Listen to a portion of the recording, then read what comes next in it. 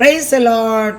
139 சங்கீதம் 16 வசனத்தை பார்க்கும் பொழுது, என் கருவை உம்முடைய கண்கள் கண்டது, என் அவயவங்களில் ஒன்றாகிலும் இல்லாத போதே அவைகள் அனைத்தும் அவைகள் உருவேற்படும் நாட்களும் உமது புஸ்தகத்தில் எழுதியிருக்கிறது என்று தாவீது சொல்லுகிறதை நாம் பார்க்கிறோம். பிரியமானவர்களே, ஒவ்வொரு மனுஷனையும் ஆண்டவர் உருவாக்கும் பொழுது அவர் கர்ப்பப்பையில இந்த பெயரையுடைய ஒரு மனுஷனையும் உண்டாக்க போகிறேன் என்று சொல்லி பல வருடங்களுக்கு முன்னதாகவே அந்த கர்ப்பப்பையில உருவாக போகிற, அவரால் உருவாக்கப்பட போகிற பிள்ளையை குறித்து அவர் திட்டமிட்டு இருக்கிற தேவனாய் இருக்கிறார்.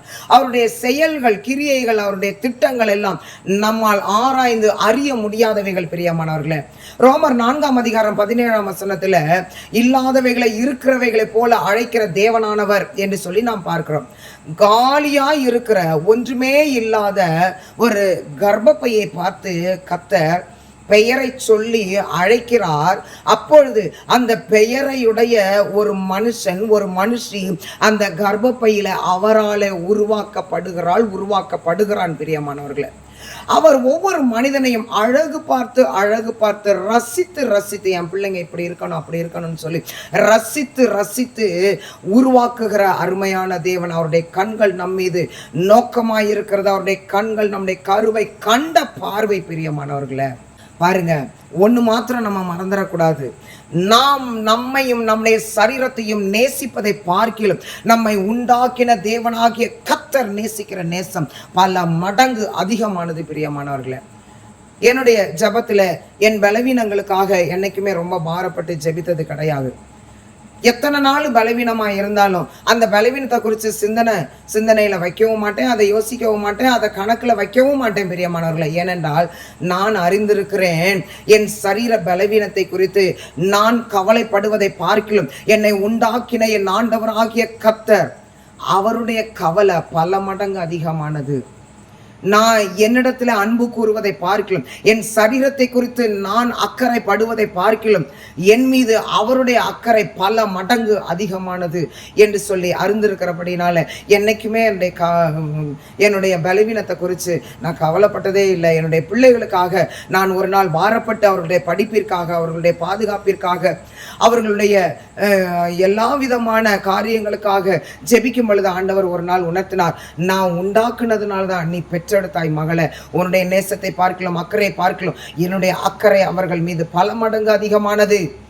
அவர்களை வளர்ப்பதற்கான ஒரு கடமையை உனக்கு நான் கொடுத்திருக்கிறேன், அதை நீ சரியாய் செய். அவர்கள் முழுவதும் எனக்கு சொந்தமானவர்கள் என்று கர்த்தர் உணர்த்தினார். அன்றைய நாள் முதற்கொண்டு இன்று வரை நான் ஜெபிப்பது என்னுடைய பிள்ளைகளுக்காக. ஆண்டவரே, என் பிள்ளைகள் மீது நான் வைத்திருக்கிற அன்பை பார்க்கிலும், அக்கறையை பார்க்கிலும், மன இரக்கத்தை பார்க்கிலும், கரிசனையை பார்க்கிலும் நீர் வைத்திருக்கிற அன்பு, கரிசனை, இரக்கம், உம்முடைய கிருபை மகா பெரியதையா என்று சொல்லி தேவ சமூகத்துல ஒவ்வொரு நாளும் ஒப்பு கொடுத்து ஜெபிப்பதுண்டு. பிரியமானவர்களே, எசேக்கியேல் 16 4 முதல் 14 வரை நீங்க வாசித்து பாருங்க. நம்முடைய நடைமுறையில அந்த சம்பவத்தை நான் சொல்றேன்.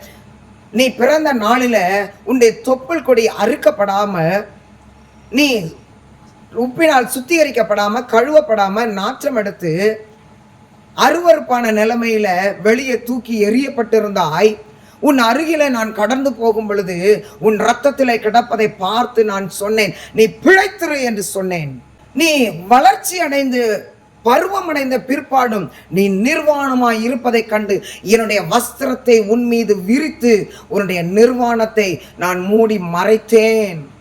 உன்னை கழுவி சுத்திகரித்தேன், உன்னை அழகுபடுத்தினேன், பொன்னினாலும் வெள்ளியினாலும் உன்னை அலங்கரித்தேன், சித்திர தையல் ஆடைகளை கொண்டு உன்னை நான் உடுத்துவித்தேன்.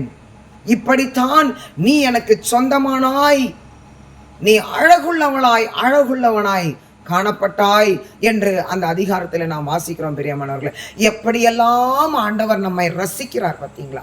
எப்படியெல்லாம் கர்த்தருடைய கரம் நம்மை உருவாக்குகிறது பார்த்தீங்களா? நாற்றம் எடுத்து போயிருந்த நம்மை அவருடைய இரத்தத்தினாலே கழுவி நம்மை சுத்திகரித்து பரிசுத்தப்படுத்தி அவரோடு கூட அவர் இணைத்திருக்கிற அருமையான தேவன். அவருடைய நாமத்தை நம்முடைய நெற்றியில் அவர் பொறித்திருக்கிறார்.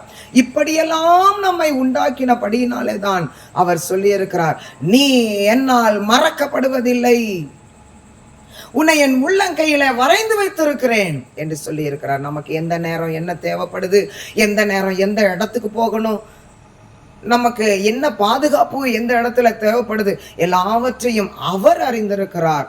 ஒவ்வொன்றையும் அந்தந்த நேரத்துல அவர் செய்வதற்கு ஆயத்தமாயிருக்கிறார். எதை குறித்தும் கவலைப்பட வேண்டிய அவசியம் நமக்கு இல்லை. ஏனென்றால் நம்மை பார்க்கிலும் நம்மை நேசிக்கிற ஒருவர் இருக்கிறார், ஜீவனுள்ள தேவனாகிய கர்த்தர். அவருடைய அன்பு மாறாதது பிரியமானவர்களே. ஆனபடினால ஒன்றுக்கும் கவலைப்படாம அவரை மாத்திரம் சார்ந்து கொள்ளுவோம். கர்த்தர் நம் ஒவ்வொருவரையும் அளவில்லாமல் ஆசீர்வதிப்பார். ஆமென்.